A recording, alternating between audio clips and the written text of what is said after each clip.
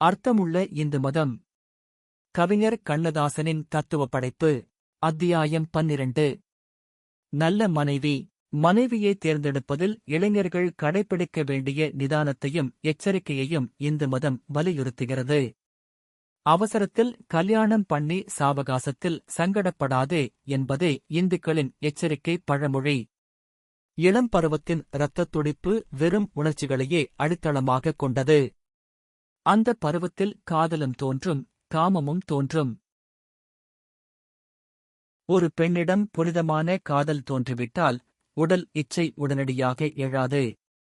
அவளை பார்க்க வேண்டும், பார்த்து கொண்டே இருக்க வேண்டும், பேச வேண்டும், பேசிக்கொண்டே இருக்க வேண்டும் என்ற ஆசை வளரும். அவளைக் காணாத நேரமெல்லாம் கவலைப்படும். கனவு காணும். கற்பனை செய்யும். மிகவும் சிறு பருவத்தில் மட்டுமே அத்தகைய புனிதக் காதல் தோன்றும். அது நிறைவேறி வாழ்க்கை வெற்றிகரமாக நடப்பதும் உண்டு, நிறைவேறாமல் தலையணையை கண்ணீரால் நனைப்பதும் உண்டு. நிறைவேறிய பிறகு கூட்டுறவில் தோல்வி ஏற்படுவதும் உண்டு. ஒரு பெண்ணின் மீது காதல் கொள்ளும்போது உடல் இச்சை உந்தித் தள்ளுமானால் அந்தக் காதல் ஆத்மாவின் ராகம் அல்ல, சரீரத்தின் தாளமே. உடல் இச்சையால் உந்தித் தள்ளப்படும் எந்த இளைஞனும் நல்ல பெண்ணை தேர்ந்தெடுப்பதில் தவறிவிடுகிறான். எந்தப் பெண்ணை பார்த்தாலும் அவனுக்குப் பிடிக்கிறது. அவள் சரியானவள், இவள் தவறானவள் என்று உணர முடியாமல் போகிறான். பெரும்பாலும் தவறான ஒருத்தியே அவனுக்கு வந்து சேருகிறாள். பூரித்து நிற்கும் சரீரத்தில் மட்டுமே ஒருவருடைய பார்வை லயித்துவிட்டால் அந்தச் சரீரத்துள்ளே இருக்கும் இதயத்தின் சலனத்தை, சபலத்தை, அகங்காரத்தை, மோசத்தை, வேஷத்தை அவன் அறிய முடியாமல் போகிறது. ஆனால் ஆத்மாவின் ராகம் கண்களை மட்டும் கவனிக்கிறது. அந்தக் கருநீலக் கண்கள் அவனை பார்த்து நாணுவதிலும் அச்சப்படுவதிலும் ஆத்மாவின் புனிதத்தன்மை வெளியாகிறது. அங்கே உடல் உருவம் மறைந்து உள்ளமே மேலோங்கி நிற்கிறது. புனிதமான அந்தக் காதலை அறியாதவர்கள் உடல் இச்சையால் தவறான பெண்களை மணந்து நிம்மதி இழந்து விடுகிறார்கள். எதிர்கால குடும்ப நிம்மதியையும் ஆனந்தத்தையும் நாடும் இளைஞன் எத்தகைய பெண்ணை தேர்ந்தெடுக்க வேண்டும் என்பதற்கு வடமொழியில் ஒரு சுலோகம் உண்டு. கார்யேஷு தாசி கரணேஷு மந்திரி. ரூபேஷு லட்சுமி க்ஷமவா தரித்ரி போத்யேஷு மாதா சயனேசு வேஸ்யா. சமதர்ம யுக்தா குலதர்ம பத்தினி. சேவை செய்வதில் தாசியைப் போலவும், யோசனை சொல்லுவதில் மந்திரியைப் போலவும், அழகில் லட்சுமியைப் போலவும், மன்னிப்பதில் பூமாதேவியைப் போலவும், அன்போடு ஊட்டுவதில் அன்னையைப் போலவும், மஞ்சத்தில் கணிகையைப் போலவும் நடந்து கொள்ளக்கூடிய ஒருத்தியே குலதர்ம பத்தினி என்கிறது அந்த சுலோகம். கொண்டான் குறிப்பறிவாள் பெண்டாட்டி என்ற பழமொழிக்கேற்ப கணவனுக்கு என்னென்ன நேரங்களில் என்னென்ன தேவை என்பதை வீட்டுக்கு வந்த சில நாட்களிலேயே கண்டுகொண்டு அந்தக் கடமைகளைச் செய்வதில் அவள் அடிமை போல் இயங்க வேண்டும். வடமொழியில் தாசி என்றால் அடிமை. அவள் கல்வியறிவுள்ளவாய், இக்கட்டான நேரங்களில் நல்ல யோசனை சொல்பவளாய், ஒரு மந்திரியைப் போல இயங்க வேண்டும். பார்ப்பதற்கு லட்சுமி மாதிரி இருக்கிறாள் என்கிறார்களே, அந்த மகாலட்சுமியைப் போன்ற திருத்தமான அழகு இருக்க வேண்டும். அழகு என்றால் முடியை 6 அங்குலமாக வெட்டி, 5 தூக்கிக் கட்டி, முக்கால் முதுகு பின்னால் வருவோருக்கு தெரிகிற மாதிரி ஜாக்கெட் போட்டு, பாதி வயிற்றையும் பார்வைக்கு வைக்கும் நாகரிக அழகல்ல. காஞ்சிபுரம் கண்டாங்கி கட்டி, அரைக்கை ரவிக்கை போட்டு, 6 அடி கூந்தலை அள்ளி முடித்து, மல்லிகை பூச்சூடி, முகத்துக்கு மஞ்சள் பூசி, குங்குமப் பொட்டு வைத்து, கால் பார்த்து நடந்து வரும் கட்டழகியே மகாலட்சுமி போன்ற அழகு என்றார்கள். அவள் பார்க்கும்போது கூட நேருக்கு நேர் பார்க்க மாட்டாள்.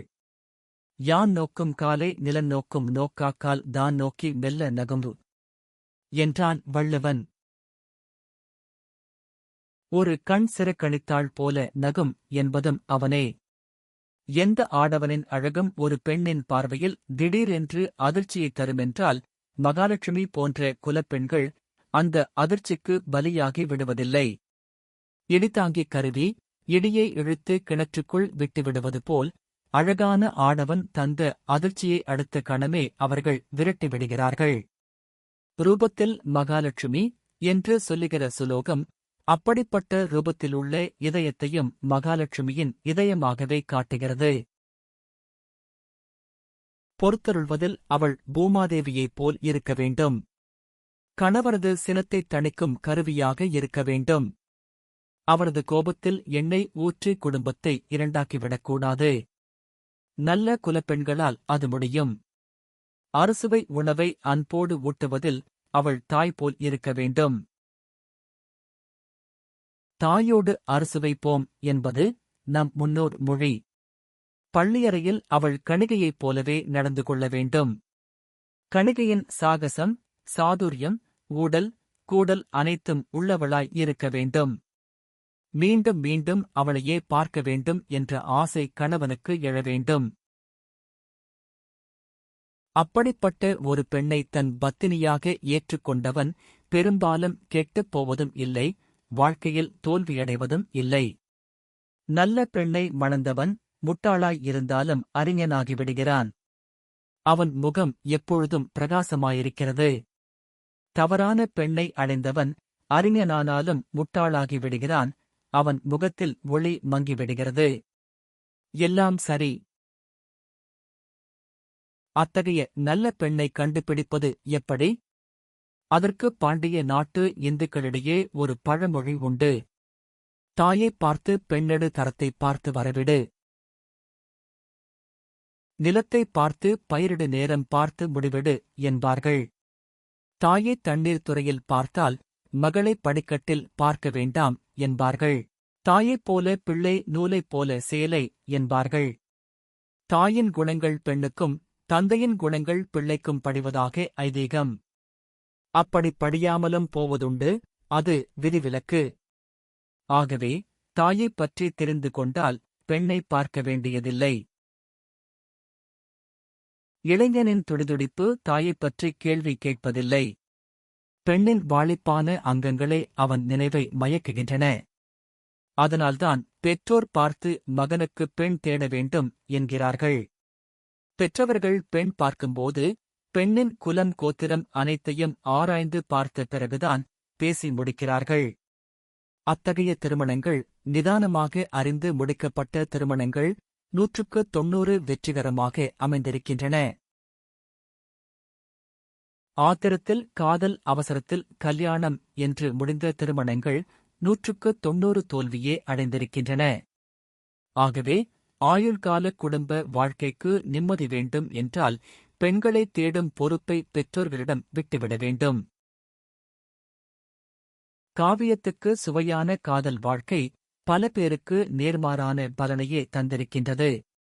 விதி விலக்குகளை இதில் நான் சேர்க்கவில்லையோ. குடிப்பிறப்பு பார்த்துத்தான் பெண்களை தேர்ந்தெடுக்க வேண்டும். இல்லை என்றால் வாழ்க்கை முழுவதும் அமைதி இழந்து அவமானம் சுமந்து அழுது நொந்து சாக வேண்டியிருக்கும். குடிப்பிறப்பு என்பது ஜாதியைக் குறிப்பதல்ல, பெண் பிறந்த குடும்பத்தையே குறிப்பது. எந்த ஜாதியிலும் நல்ல பெண்கள் தோன்றுகிறார்கள், கெட்ட பெண்களும் இருக்கிறார்கள். நல்ல பெண்களை தேர்ந்தெடுப்பதில் ஜாதி, மதம் பார்ப்பது பயனற்றது. குடிப்பிறப்புத்தான் இன்றியமையாதது. இலங்கையில் சீதையைக் கண்டு திரும்பிய அனுமன் இராமனிடம் இப்படிச் சொல்கிறான்: விற்பெரும் தடந்தோள் வீர வீங்குநீர் இலங்கை வெற்பின். நற்பெரும் தவத்த ளாய நங்கையைக் கண்டே நில்லை, இற்பிறப்பென்ப தோன்றும் இரும்பொறை என்ப தோன்றும். கற்பெனும் பெயர தோன்றும் களிநடம் புரியக் கண்டேன். ஆரிய புத்ரா.